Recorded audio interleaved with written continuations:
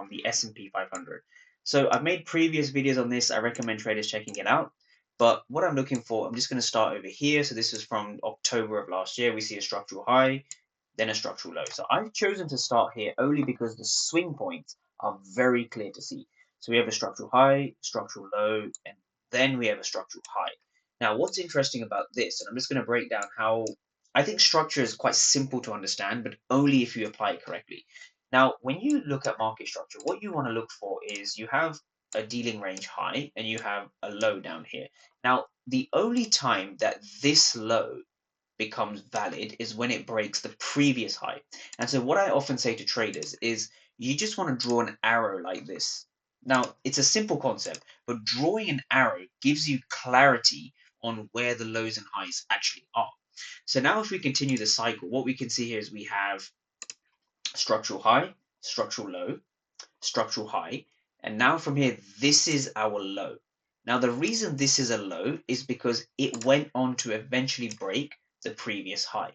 And so I would then recommend everyone just draw an arrow over here. Now, this here is it's not the biggest break, but actually no. This is not going to be a breaker structure, right? So if you this here wouldn't be classed as a breaker structure. This is a wick break.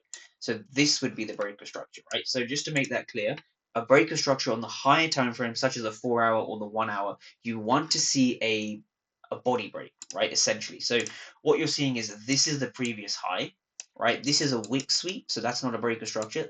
This is the breaker structure. And so you want to take that into account when you're looking at your market structure. So again, on the 4 hour time frame, just to go over the market structure again, this is the low that was responsible for breaking this previous high, and so this then becomes the high. I hope that makes sense. So market structure is one of the simpler concepts or simplest concepts if you can understand how to use it.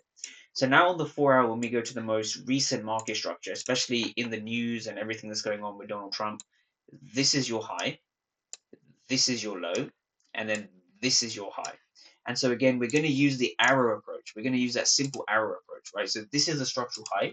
Now, I wouldn't bother marking. I think this is all internal structure. You can if you want, but it gets a bit messy. Structural high, structural low, structural high. Now, this becomes a strong high after we break the previous low. And so now we are back to, we've had a significant pullback. So I define